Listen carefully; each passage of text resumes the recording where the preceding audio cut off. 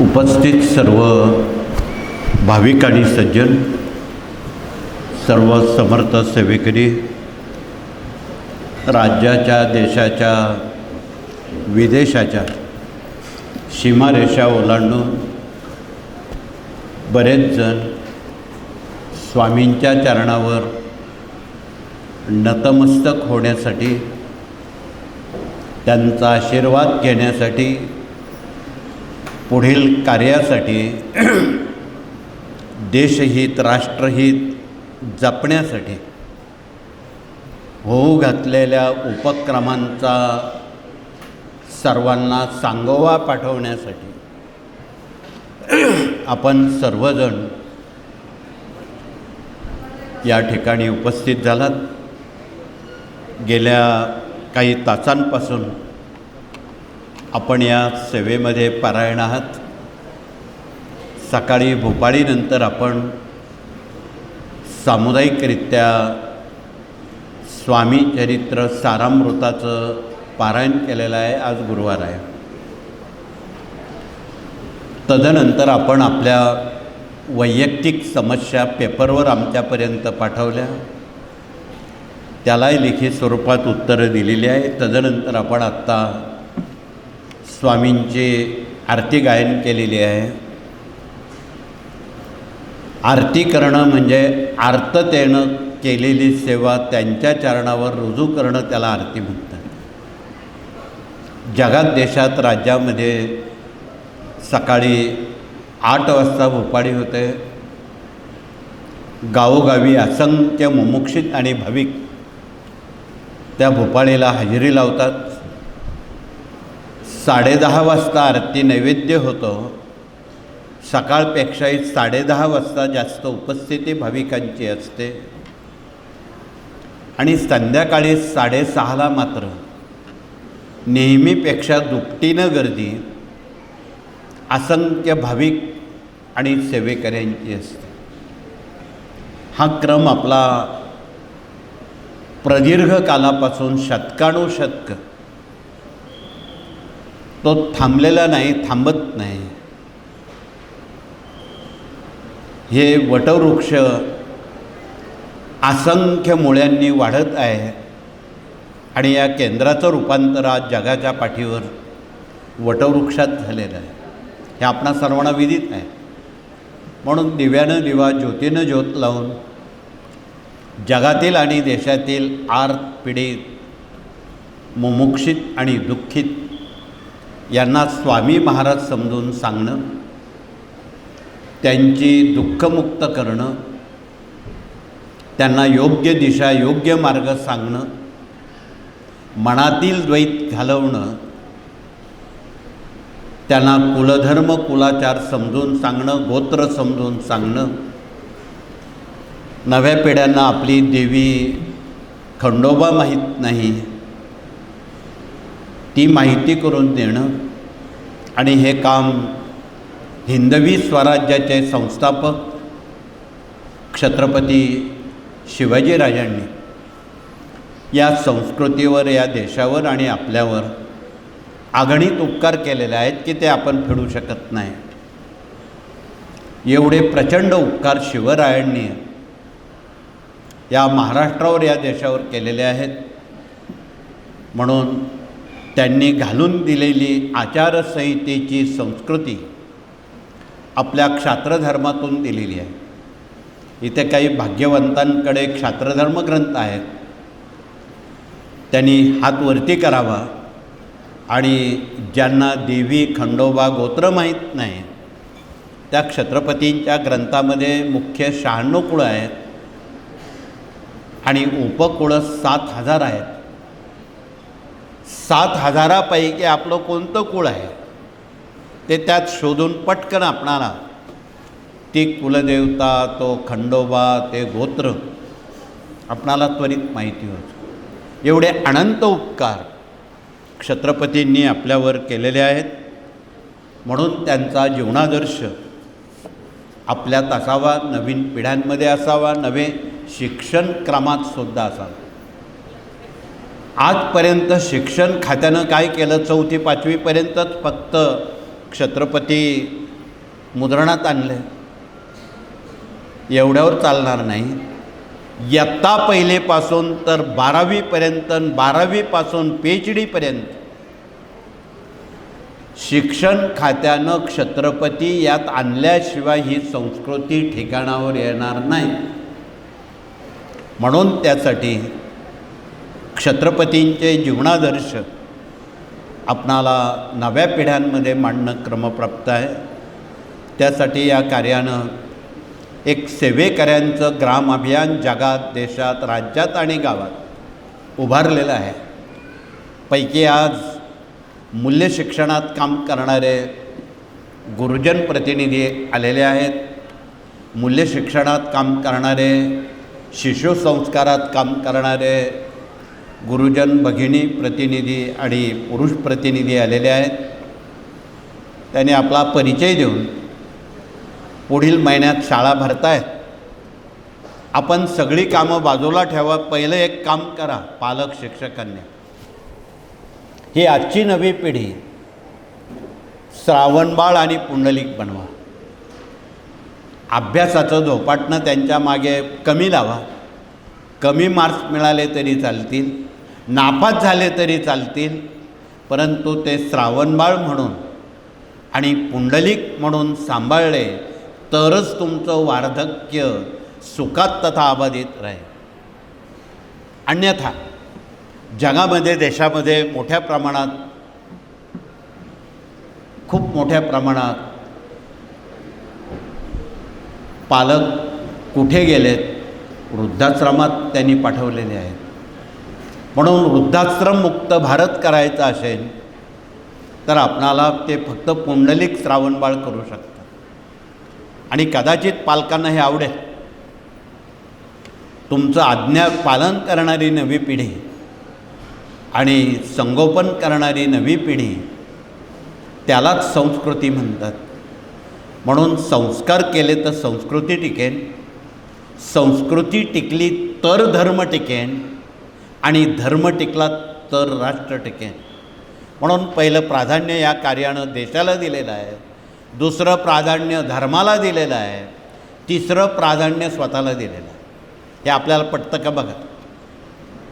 म्हणून आपण पहिलं प्राधान्य देश, आणि काही महिन्यापासून आपण हे देशाचं प्राधान्य समजून घेताना इथे आमचे काही सेवेकरी पुरुष आणि भगिनी प्रतिनिधी आहेत. जगात 3ऱ्या महायुद्धाचा भडका उठतोय, तो उठणार होता, परंतु या सेवेमुळं तो बऱ्याचशापैकी दबला आहे. तो भडका खूप मोठा होणार होता. थोडासा भडका उठला तर तुमचा गॅस बंद झाला, इंधन बंद झालं. हा देश परावलंबी आहे हे आपल्याला कळून चुकलेलं आहे. या साऱ्या बाबी देशाविषयी बोलायच्या झाल्या तर त्यावर आपण 99 साली कारगिल युद्धाच्या वेळी एक प्रयोग केलेला होता. आमच्या साऱ्या देशवासीय पुरुष आणि भगिनी प्रतिनिधींनी प्रत्यंगिरा चड्डीपाठ केले होते. प्रत्यंगिरा देवीचा मंत्र लावून उवाच आणि ओवीला त्या मंत्राच्या सामर्थ्यानं 3ऱ्या दिवशी ते पाकिस्तान शरण आलं आणि त्यानं भारताची माफी मागितली. आत्ताही होणारं जागतिक 3रं महायुद्ध थांबवायचं असेल तर आपण सर्वांनी मोठ्या प्रमाणात जर दुर्गा सप्तशतीचं पठण केलं, त्या पठणाला प्रत्यंगिरा मंत्राचा संपुट लावला ओवीला आणि ओवाच्यांना, आम्हाला खात्री आहे 3रं महायुद्ध थांबेल. आणि आज जे कृत्रिम टंचाई संबंधितांनी निर्माण केलेली आहे या देशाला परावलंबत्व येण्यासाठी ती थांबेल. ती थांबवण्याची क्षमता इथे बसलेल्या, घरी असलेल्या आमच्या माता भगिनींची आहे. म्हणून आपण सहानुभूतीपूर्वक देशभक्तीचं महत्त्व अनन्यसाधारण आहे त्याला ह्या बाकीच्या गोष्टी जिम्मेदार आहेत, परंतु आपण पहिलं प्राधान्य देशभक्तीला द्यावं आणि या मूल्यशिक्षणातून देशभक्तीविषयी पुढील पिढ्यांना मार्गदर्शन करावं, तर तो देश अबाधित राहील. चीन म्हणा किंवा अन्य मोठे देश आहेत, तिथे राष्ट्रावरच बोललं जातं, राष्ट्रभक्तीवरच बोललं जातं. दुर्दैवानं या देशात का बोललं जात नाही हा प्रश्न आहे. विषयांतर न करता आपणाला राष्ट्रभक्ती, देशभक्ती, धर्माचं महत्त्व आणि मग आपल्या वैयक्तिक जीवनात उद्भवणाऱ्या ज्या अनंत मानवी समस्या आहेत त्याकडे आपण वळणार आहोत. पैकी आज आपण 1 डझनभर समस्या आलेल्या आहेत, त्या आम्हाला माहीत आहे. मुलं हट्टीपणा करणं, त्यावर काही उपाय आहे का? इथे प्रश्न उत्तर करणारे प्रतिनिधी आलेले आहेत, त्यांनी पुढे येऊन उभं राहावं. नोकरीचा प्रश्न आहे, शिक्षणाचा प्रश्न आहे, विवाहाचा प्रश्न आहे, अपत्याचा प्रश्न आहे, डोक्यावर कर्ज आहे, घरकुलांचा प्रश्न आहे, शेतीचा प्रश्न आहे, व्यापाराचा प्रश्न आहे. अनेक लोक शेतकरी आत्महत्या करणं थांबलेल्या नाहीत, त्या उलट वाढत आहेत. असे कितीतरी प्रश्न, काही सामाजिक आहेत, काही कौटुंबिक आहेत, काही राष्ट्रस्तरावरचे आहेत. कमवलेल्या पिकाला, कुठल्याही शेतकऱ्याच्या शेतीमालाला भाव नाही,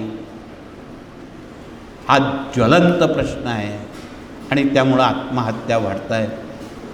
सरकार हे आईबाप असतं, आईबापानं शेतकऱ्यांकडं कसं बघावं हा सुद्धा महत्त्वाचा प्रश्न आहे. म्हणून त्या दृष्टीनं आपणाला या सर्वांगीण बाबींवर सरकारला सुद्धा शेतकऱ्यांविषयी सहानुभूती निर्माण व्हावी हा सुद्धा प्रश्न आपण या सेवेतून स्वामींच्या चरणावर घालणार आहोत. त्यांनाही सुबुद्धी व्हावी आणि शेतकऱ्यांना सुखी करावं. शेतकरी सुखी तर जग सुखी, अन्यथा न बोललेलं बरं. म्हणून या साऱ्या बाबी आज प्रश्न उत्तर विभागात डझनभर समस्या आपण घेऊन आलात, पण त्या आणताना कृपया सहानुभूतीपूर्वक सांगायचं ते आपण लेखी आमच्याकडे पाठवा. तोंडी बोलण्यात वेळ घालू नका, इथे गर्दी फार असते. सर्वांच्या अपेक्षा आहेत की स्वामींकडे आपले प्रश्न मार्गी लागले पाहिजे, हे आम्ही मान्य करतो. परंतु वेळेचंही बंधन पाळणं आणि वेळेचं बंधन पाळायचं असेल तर खूप बोलण्यापेक्षा सौबाका एक लेखा. तुमचं सारं बोलणं एका ओळीत आलं, समजणाऱ्यांना समजतं काय करायचं ते. गोळी कोणती द्यायची, पोटाची, डोक्याची कोणती द्यायची ते माहीत असतं. म्हणून इथे उभे असणारे प्रश्न उत्तर करते प्रतिनिधी आपणाशी सहानुभूतीपूर्वक संवाद साधणार आहेत. तर पुढचा विषय, इथे विवाह मंडळ आलेलं आहे. आज सर्वात अवघड प्रश्न मुलामुलींच्या विवाहाचा आहे. त्यात आमच्या शेतकऱ्यांच्या मुलांना कोणी मुलीच देत नाही. वाढत्या आत्महत्या त्यामुळे वाढू लागलेल्या आहेत. कदाचित एक वेळी मुलींचं लग्न करणं सोपं आहे, मुलांचं लग्न करणं फार अवघड आहे. त्यातही मिळाली सूनबाई चांगली तर ठीक, खट्याळ सूनबाई मिळाली, घराचं घर पण राहणार नाही, देशाचं देश पण राहणार नाही. म्हणून विवाह मंडळाकडून सातत्यानं हा पवित्रा घेतलेला आहे. त्यात आईची भूमिका खूप महत्त्वाची आहे. तिला 2 भूमिका बजवाव्या लागतात. आधी सासू व्हावं लागतं, मग आई व्हावं लागतं. आमच्या साऱ्या जुन्या माता भगिनी मुलींना जेवता जेवता काम सांगतात. ज्या मुली पटकन हात धुवून आईचं काम आधी करतात त्याच मुली सासरी पास होतात. अर्थ कसा लावायचा तो आपण समजून, आणि हे प्रशिक्षण फक्त आई देऊ शकते. हॉस्टेलवर भाडोत्री कोण करणार नाही, कोणी शिकवणार नाही. त्यामुळं ही संस्कृती धोक्याच्या पातळीवर आहे. हे मुख्य कारण आहे. म्हणून आमच्या माता भगिनींनी आजपासून स्वायत्तपणानं मुलींवर जास्त चांगले संस्कार जर केले, त्याचा खूप परिणाम देशावर, संस्कृतीवर चांगला होऊ शकतो हे सांगायला नको. म्हणून विवाह मंडळाचं पुढचं पाऊल आहे वाढते घटस्फोट. विचारून लग्न न केल्यामुळं आईवडिलांनाही काही मुलं विचारून लग्न करत नाहीत, कोर्टात जाऊन नोंद करून येतात आणि पुढचे पश्चाताप भोगत बसतात. आज घटस्फोटाचं प्रमाण 50% आलेलं आहे. अनेक न्यायाधीश इथे आत्ताही बसलेले आहेत. ते म्हणे आमच्याकडून हे लोक नोंद करून येतात, नशीब 6 महिने तो विवाह टिकतो, तीच जोडपी आमच्याकडं वादी प्रतिवादी म्हणून उभे राहतात. अशी अवस्था आहे. या गोष्टींना कोण वाली नाही. म्हणून आपणाला कळकळीचं निवेदन आहे की गाव तेथे केंद्र आणि घर तेथे सेवेकरी जर आपण उभारले, या सगळ्या गोष्टींना आळा बसेल. म्हणून तुम्ही गावोगावी 2 पायाची केंद्र उघडा. ते विटा मातीची केंद्र नाही बांधले तरी चालते, पण चालती बोलती लोकांशी बोलणारी 2 पायाची केंद्र जर आपण उभी केली, या 18 विभागापैकी तुमचे सारे प्रश्न गावातल्या गावात सुटते. तुम्हाला एवढ्या 1500 मैल लांब यायची गरज पडेल असं वाटत नाही. हा समन्वय आपण या कार्यातून जनतेपर्यंत सहानुभूतीपूर्वक मांडावा. विवाह मंडळाचं पुढचं पाऊल असं आहे की जे विदुर मुलं आहेत, ज्या विधवा महिला मुली आहेत, त्यांनाही भविष्यकाळात योग्य जोडीदार, त्यांचंही परावलंबत्व दूर करण्यासाठी त्यांना योग्य जोडीदार इथे शोधून दिले जातात. इथे उभ्या असणाऱ्या विवाह मंडळाकडे राज्याच्या 36 जिल्ह्यातून 1.5 लाखापेक्षा अधिक वधूवर नावनोंदणी झालेली आहे, आलेली आहे, जिल्हाने आहे. आणि या पुढचं पाऊल या कार्याचं शहीद जवानांच्या मुलामुलींची विवाह आपणाला करायची आहे साखरपुड्यात. पुढचं पाऊल जे दुर्लक्षित आहेत, विकलांग आहेत, दिव्यांग आहेत, समाजात त्यांच्याकडे बघण्याचा दृष्टिकोन वेगळा आहे. हे लोकांना माहीत आहे, काहींना नाही. परंतु दिव्यांगांनासुद्धा त्यांचं परावलंबत्व दूर करण्याचं काम, त्यांनाही योग्य जोडीदार देण्याचं काम नव्यानं विवाह मंडळानं सुरू केलेलं आहे. आणि परवा एकट्या नाशिक जिल्ह्याचा सर्वे केला, त्यात 1130 दिव्यांग निघाले उपवर म्हणून. या कार्यानं मागे पुढे मागचा पुढचा विचार न करता तुकाराम महाराजांची ओवी आठवली. जे का रंजले गांजले त्याशी म्हणे जो आपुले, या उक्तीप्रमाणे कृषी महोत्सवामध्ये 18 दिव्यांगांची विवाह एका दिवसात लावली, रुपया न घेता. आणि या कार्यातून आज तागायत जेवढी विवाह झाली, एकही घटस्फोट फारकती झालेल्या नाही स्वामींच्या कृपेने. म्हणून आपलं जीवित सुखे करायचं असेल, ऋणानं बंधानं मुलामुलींची विवाह करा, उतावीळपणानं करू नका. म्हणून हे महत्त्वाचे जे काही भाग आहेत, मार्गदर्शन आहे, ह्या 18 विभागांपैकी विवाह मंडळातून विवाहाचं काम केलं जातं. म्हणून गोरगरिबांची विवाह बिना हुंड्यानं साखरपुड्यातून केली जावी, हा त्यामागचा मुख्य उद्देश आहे. हे आपणाला पटतं की बघा. आणि ज्या पालकांना स्थळं हवी आहेत, त्यांनी विवाह मंडळात 1 तास 2 तास वेळ दिला, पुढचे प्रश्न मार्गी लागतील. तर पुढचा विभाग कृषी प्रतिनिधी आलेले आहेत. आता खरीप हंगाम येतो आहे.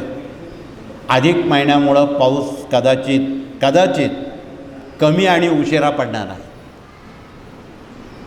म्हणून आपणाला पर्जन्य सूक्त आपण चालू केलेलं आहे. ज्यांनी केलं नसेल त्यांनी चालू करावं. तुम्ही वादळी पावसावर अंदाज बांधू नका. तापमान खूप वाढलेलं आहे आणि 40-45च्या पुढे तापमान गेलं की पाऊस येतो वादळी. त्याला मोसमी पाऊस म्हणता येणार नाही. म्हणून ही स्थिती सर्व नाजूक आहे. पूर्वीसारखी नाही, मागच्या वर्षीसारखी नाही. आणि ज्या वर्षी अधिक महिना येतो त्यावेळी काहीतरी प्रतिकूल घटना घडत असतात. हे सांगायला नको आपण सुज्ञ आहात. म्हणून माती परीक्षण, पाणी परीक्षण, बीज परीक्षण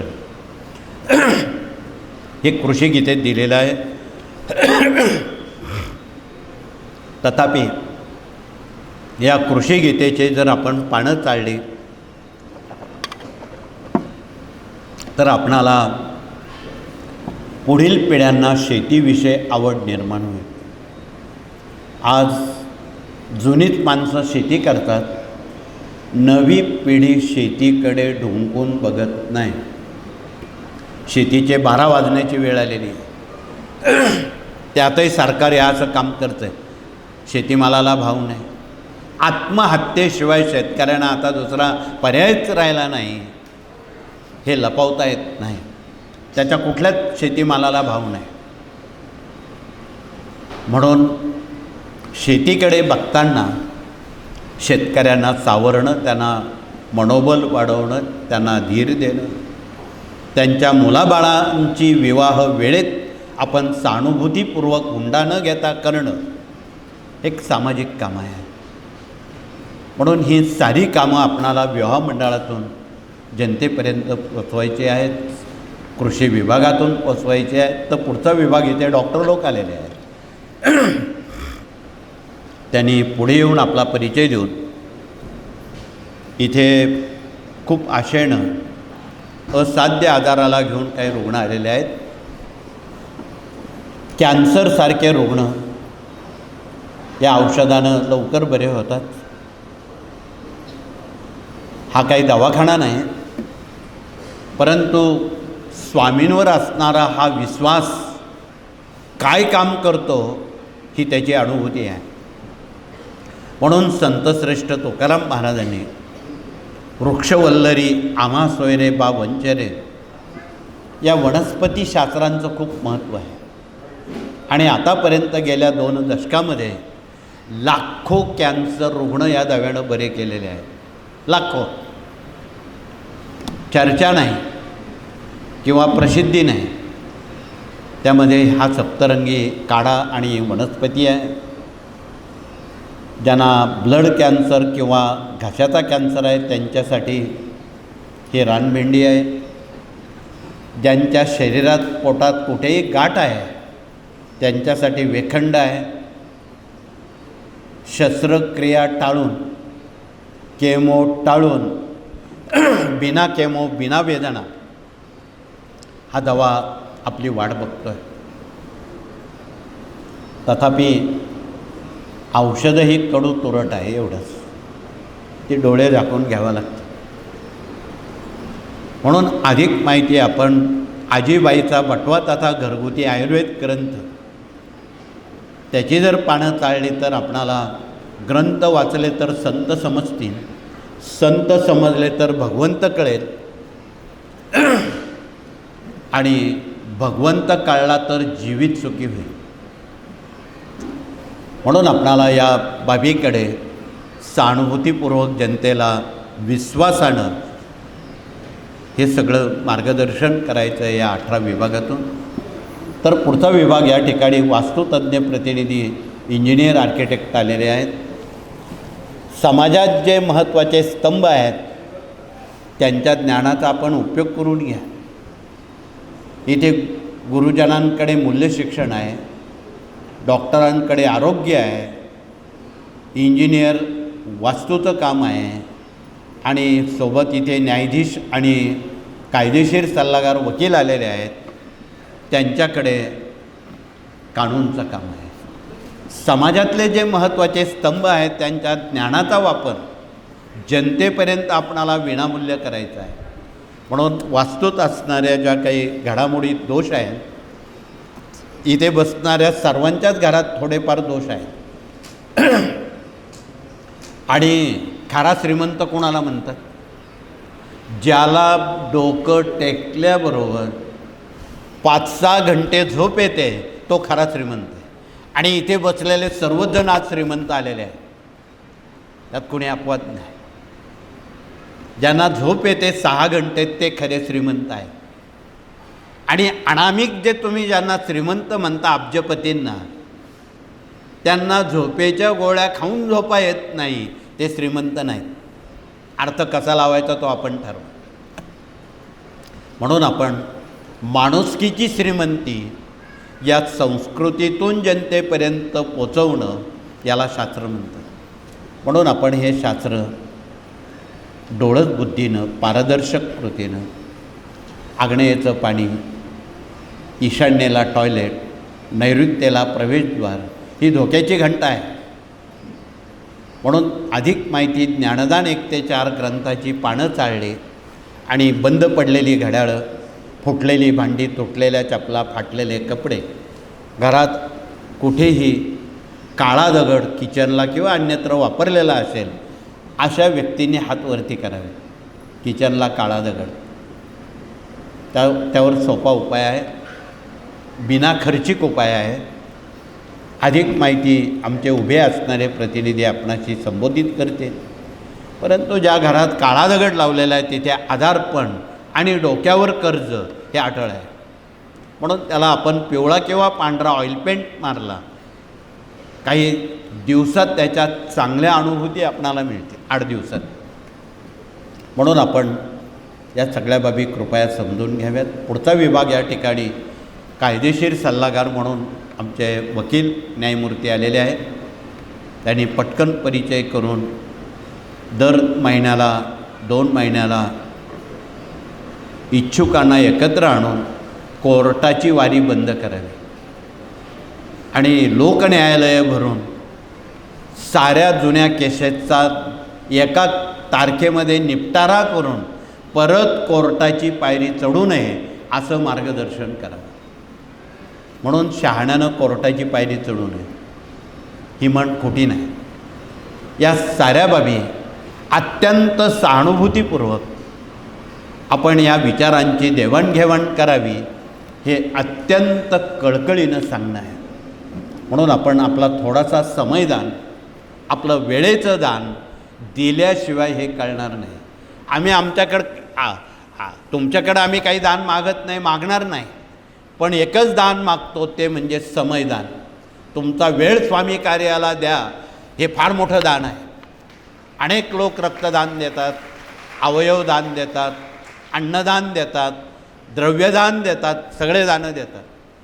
पण या सर्वांपेक्षा श्रेष्ठ समयदान आहे. आणि तुम्ही जर समयदान आजपासून दिलं, आठवड्यातून काही वेळ स्वामी कार्याला, तर याची जडणघडण भारतीय संस्कृती मजबूत सक्षम झाल्याशिवाय राहणार नाही. तुमचा वेळ चांगल्या कामाला द्या की जेणेकरून संस्कृती सक्षम होईल. देशात कान्याकोपऱ्यात अनेक वादंग आहे, धर्मांतरं होत आहेत, बळजबरीनं ते थांबतील. ही सारी कामं आपणाला संस्कृती टिकवण्यासाठी, धर्म टिकवण्यासाठी आम्ही तुमच्याकडं समयदान मागत आहोत. ज्यांना समयदान द्यायचं आहे, आठवड्यातला काही वेळ, काही तास, कृपया त्यांनी आजच मुहूर्त लावावा, त्यांनी हातवरती करावे. ज्यांना वेळेचं दान द्यायचं आहे त्यांनी हातवरती करावे. धन्यवाद. बरेच हातवरती आलेत. वकील साहेब यांचे नावं लिहून घ्या, एक रजिस्टर तयार करा आणि तुम्ही समयदानात कोणता विभाग निवडणार आहात, आवडेल तो विभाग द्या, आवडेल ती वेळ द्या. तरच हा धर्म, तरच हा देश टिकेल. अन्यथा बोलण्याजोगं नाही. आपल्याला कोण स्वामींशिवाय वाचवणार नाही, भारत मातेशिवाय कोण वाचवणार नाही. म्हणून आपणाला कळकळीचं निवेदन आहे, नम्र निवेदन आहे. पुढचा विभाग या ठिकाणी प्रशासकीय कामकाज आणि प्रशिक्षण प्रतिनिधी आलेले आहेत आणि त्यांच्यासोबत वेद विज्ञान प्रतिनिधी, देश विदेश अभियान प्रतिनिधी, युवा प्रबोधन प्रतिनिधी, सांस्कृतिक विभाग प्रतिनिधी, स्वयंरोजगार पर्यावरण प्रतिनिधी, याज्ञिकी प्रतिनिधी, पशुगोवंश प्रतिनिधी, माहिती तंत्रज्ञान प्रतिनिधी, दुर्ग अभियान प्रतिनिधी, शिवरायांचे हे सारे 18 विभाग आहेत बघा या कार्यात काम करणारे. हे आपणा सर्वांना नीट माहीत नाही. हे कोण सांगेल? जनतेला हे माहीत नाही.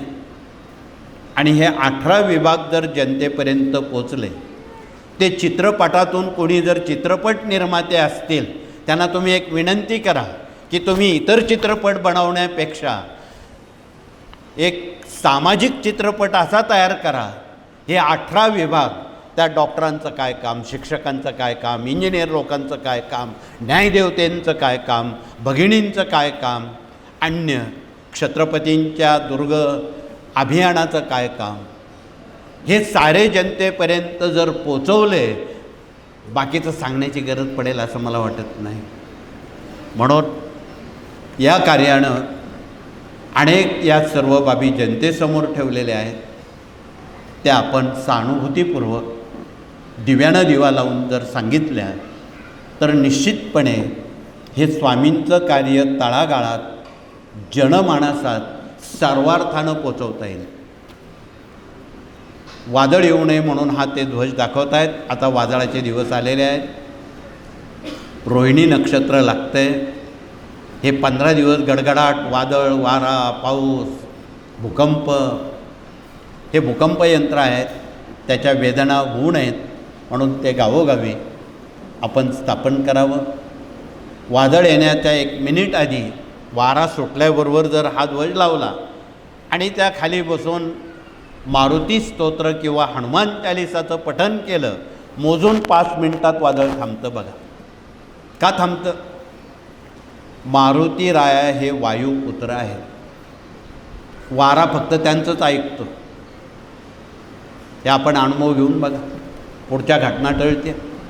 इलेक्ट्रिक पोल वाकणं, बागा मोडणं, घरांचे छप्पर पत्रे उडणं, हे थांबवायचं असेल या ध्वजाचा वापर करा. फार मोठी हानी या छोट्या गोष्टीतून आपली टाळता येईल आणि या गोष्टींवर मात करता येईल, हे कळकळीचं आवाहन. शेवटचा विभाग मराठी अस्मिता आणि भारतीय संस्कृती आमच्या माता भगिनींनी जिवंत आणि समृद्ध केलेला विभाग आहे. त्यांनी क्षणात आपला परिचय करून वर्षभरात येणारे सण, वार, व्रत, वैकल्य, देवी, खंडोबा, गोत्र, नवरात्र हे विज्ञानाच्या धर्तीवर सांगावं. भगवतीला आपण 11 अलंकार अर्पण करतो. त्यातला पहिला अलंकार कंकण आहे. आणि आज कॉन्व्हेंटपासून तर सुज्ञांपर्यंत भगिनींनी त्या कंकणाचा वापर केला तर हे जे वृत्तवाहिन्यांमध्ये, वृत्तपत्रांमध्ये अन्याय, अत्याचार बातम्या त्वरित थांबतील. एक फार मोठं मिसाईल भगवतीनं आमच्या मुलींना आणि भगिनींना दिलेलं आहे. संकोच न करता 2-2 काचेची कंकणं जर हातात घातली तर संभाव्य घटना, अप्रिय घटना थांबल्याशिवाय राहणार नाही. त्याचं प्रचारात त्याचा वाक्य सांगताना अजूनही काही ग्रामीण भागात आमच्या माता भगिनी कधी कधी भांड्याला भांडं लागतं, भांडण. तुम्ही भगिनींचं भांडण कधी बघितलं आहे की नाही मला माहीत नाही. आम्ही अनेक वेळा बघितले. सर्वप्रथम त्या केस विदारतात आणि करकचून ती कंकणं मागे घेतात. जशी जशी कंकणं मागे जातात तसं तसं त्या देहामध्ये आदिमाया शक्ती प्रवेश करते. परंतु ती शक्तीचा वापर भांडणासाठी करू नका, समन्वयासाठी करा, हे कळकळीचं आव्हान आहे. म्हणून आपण कंकण का घालावीत? स्वतःच्या संरक्षणासाठी. त्यात तुमचं स्वतःचं संरक्षण आहे. संकोच मानायचं काही कारण नाही. परंतु आपण सहानुभूतीपूर्वक नव्या पिढ्यांना सांगा, गोड बोलून सांगा. विज्ञानात सुद्धा ते बोलता येईल की आपल्या मनगटात 3 बटणं आहेत, कफ, वात, पित्त. भगिनी ज्यावेळी थकतात स्वयंपाक करता करता त्यावेळी कंकणं मागे पुढे करतात. ती बटणं दाबली जातात आणि थकवा निघून जातो. कंकणं घातल्यामुळं थकवा जातो. हे वैदिक शास्त्रीय सायन्स आहे. म्हणून आपणाला शास्त्रोक्त पद्धतीत या साऱ्या बाबी उगाच कोणाला तरी हेवा नावं ठेवून शास्त्र सांगणं उचित नाही, विनोदानं सांगणं उचित नाही. त्याचं शास्त्रार्थ सर्वांना माहीत असावं म्हणून सांगण्याचं प्रयोजन असतं. तर आपणाला या साऱ्या बाबी सांगण्यासारख्या खूप बाबी आहेत, परंतु वेळेची बंधनं आहेत आणि आपले मनाजीराव आपल्याजवळ फार वेळ थांबत नाही आम्हाला माहीत आहे. आत्ताच चुळबुळ थोडी काही जणांची सुरू झाली का घरी गेलंच पाहिजे, गाडी पकडलीच पाहिजे, पोटात कावळे ओरडत आहेत, फराळ केलाच पाहिजे इत्यादी. हे सगळं आम्हाला मान्य आहे. म्हणून आपण कमी वेळात महत्त्वाची माहिती जनतेपर्यंत पोचवणं याला वक्ता म्हणतात. नाही तर मग काही वक्ते काय करतात, माझा माईक आणि माझंच ऐक, त्या माईकलाच हार घालण्याची वेळ येते. म्हणून वक्ताही असा असावा की त्यानं कमी शब्दात मार्गदर्शन करावं. श्रोतेही असे असावेत की त्यांनी आपले मनाजीराव आपल्याजवळ ठेवावेत. एवढंच कळकळीचं सांगून पुनश्च आपणा सर्वांना मनापासून या अधिक महिन्याच्या आपणाला शुभेच्छा द्यायच्या आहेत. आगामी 5 जून ते 12 जून या काळात मथुरा या ठिकाणी खूप मोठा सोहळा ज्ञानयज्ञ भागवताचा आयोजित केलेला आहे. प्रतिनिधींनी त्याची माहिती द्यावी. ज्यांना ज्यांना अनुभूती घ्यायची आहे, ज्यांना अपत्याचा अभाव आहे, विवाहाचं खूप स्थळं येऊनही लग्न जमत नाही, त्यांच्यासाठी तर ही फार मोठी पर्वणी आहे. म्हणून त्यांनी त्वरा करावी. प्रतिनिधींना तुम्ही विचारा, ते पत्रक वाचा, पत्रक द्या आणि त्या 7 दिवसात 7 विविध प्रयोग केले जाणार आहेत भागवत वाचून झाल्यावर. त्र्यंबकेश्वरला तिथला कोठा पूर्ण झालेला आहे. ज्यांना त्र्यंबकला करायचं आहे ते त्र्यंबकला जाऊ शकतील, ज्यांना मथुरेला यायचं आहे ते मथुरेला येऊ शकतील. आणि इथे गेले 5 दिवस मातोश्री पर्यटनावर हा ज्ञानयज्ञ सुरू आहे. ज्यांना वेळ असेल ते 5 मिनिटानं इथला उपक्रम आटोपल्यावर तिथेही दर्शनाला जाण्याला तुम्हाला मुभा आहे तथा संधी आहे. या साऱ्या बाबी सहानुभूतीपूर्वक आपण कृपया समजून घ्याव्यात एवढंच कळकळीचं सांगून आगामी कुंभ आहे. या कुंभापूर्वी आपणाला होऊ घातलेलं मोरेदादा चॅरिटेबल हॉस्पिटल ते पूर्णत्वाला न्यायचं आहे आणि गरिबांची मोफत सेवा त्या ठिकाणी रुजू करायची आहे. म्हणून भारतातल्या, महाराष्ट्रातल्या सर्व जिल्ह्यातल्या डॉक्टरांना एक आव्हान आहे की तुम्ही थोडासाच वेळ गरिबांसाठी मोफत द्या. हा समयदानाचं पुन्हा मागणी आम्ही करतो आहे. म्हणून प्रत्येकानं समयदान द्या एवढंच मागणी स्वामींच्या चरणावर आपण घालावी. आणि निश्चितपणे स्वामी महाराज काय देतील आपणाला, अनेन्ना निश्चयंतो मा ये जना पर्युपासते तेषां नित्यां भियुक्तानां योगक्षेम वहाम्यहम. अर्थ समजला नाही. जो कोणी स्वामींची भक्ती अनन्य भावानं करतो, मन अन्यत्र जाऊ न देता त्यांना भजतो, 3 अध्याय 11 माळा जप करतो रोज, त्याचा योगक्षेम स्वामी चालवतात. त्याच्या केसालाही धक्का लागू देत नाही, अपघातातूनही वाचवतात. अशा कितीतरी अनुभूती आहेत, सांगायला गेलं दिवस पुरणार नाही. पण आपण सर्वजण सुज्ञ आहात, म्हणून सुज्ञांना फार लांबलचक भाष्य करणं उचित नाही. तर म्हणता तपेलं कळतं. पुन्हा एकदा आपणा सर्वांना मनापासून या अधिक महिन्याच्या शुभेच्छा देऊ. या महिन्यात आपण भागवत वाचावं. ज्यांना मोठा भागवत वाचणं शक्य नाही त्यांनी फावल्या वेळेत इथे छोटा भागवत आणलेला आहे, तो दाखवा. छोटा भागवत आहे तो आपण 1.5 तासात वाचून पूर्ण करू शकतो. ज्यांना रोज वाचता येईल त्यांना तर पर्वणी आहे. परंतु भागवतानं जन्म जन्मांतरीचे शाप ताप दैन्य दुःख उपद्रव पूर्वजन्म पुनर्जन्म प्रारब्ध सुकृत क्रियामान ऋण वैर हत्या शाप यातून मुक्त होता येतं. एवढं सामर्थ्य भागवत ग्रंथाचं आहे. म्हणून जे भाग्यवंत असतील, ज्यांना इथे भागवत वाचायचा असेल छोटा, त्यांना आम्ही यज्ञ विभागात त्यांची पूर्तता करून देतो 1.5 तासासाठी. आणि आज गुरुवार आहे, स्वामींचा वार आहे. आणि जे भाग्यवंत पुण्यवंत आहे ते 12 ते 2च्या वेळेत एक स्वामीचरित्र पारायण करतील. घरी जाईपर्यंत आम्हाला रिपोर्ट देतील, तुमची कामं मार्गी लागतील. एवढं सामर्थ्य स्वामींचं आहे.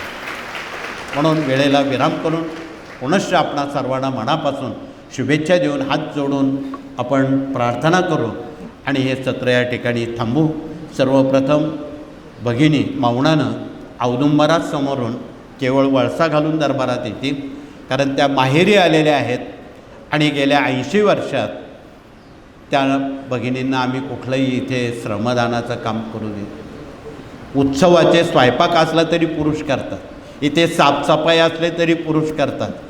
भगिनी माहेरी आलेल्या आहेत, त्यांना आम्ही काम लावत नाही. तदनंतर पुरुषवर्ग नंबर 2च्या गेटनं मौनानं समाधी मठाला वळसा घालून दरबारात स्वामींना हात जोडून पुन्हा आपल्या जागेवर बसतील. आणि ज्यांना ज्यांना ज्या ज्या विभागात काम करायचं आहे त्यांनी तो विभाग निवडून त्यात काम करावं. पुन्हा एकदा आपणाला सर्वांना मनापासून शुभेच्छा देतो. या ठिकाणी थांबतो. श्री स्वामी समर्थ.